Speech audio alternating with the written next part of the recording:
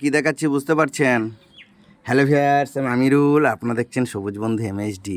আপনারা ভেবেছেন ছাদ বাগানে শুধু ফুল গাছ করা যায়, আর এখন ড্রাগনের চাষ তো অ্যাভেলেবেল হয়ে গেছে, তাই ড্রাগন চাষ করা যায়।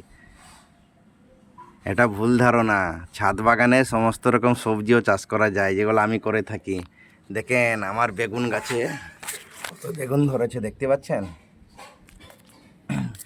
প্রচুর বেগুন ধরেছে, প্রচুর বেগুন। এগুলো ভালো জাতের বেগুন।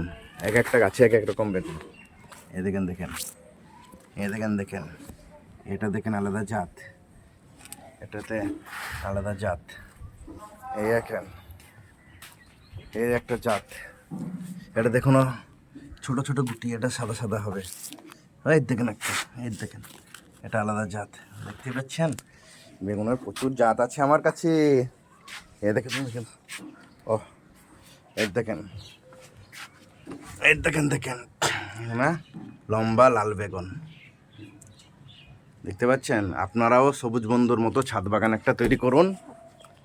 অবশ্যই আপনারা সবজি চাষ করতে পারবেন। দেখেন প্রচুর রকম সবজি আমার কাছে আছে। আর আমার ভিডিও ভালো লাগলে অবশ্যই লাইক কমেন্ট শেয়ার করবেন। চ্যানেলটাকে সাবস্ক্রাইব করবেন। ধন্যবাদ ভিডিও দেখার জন্য।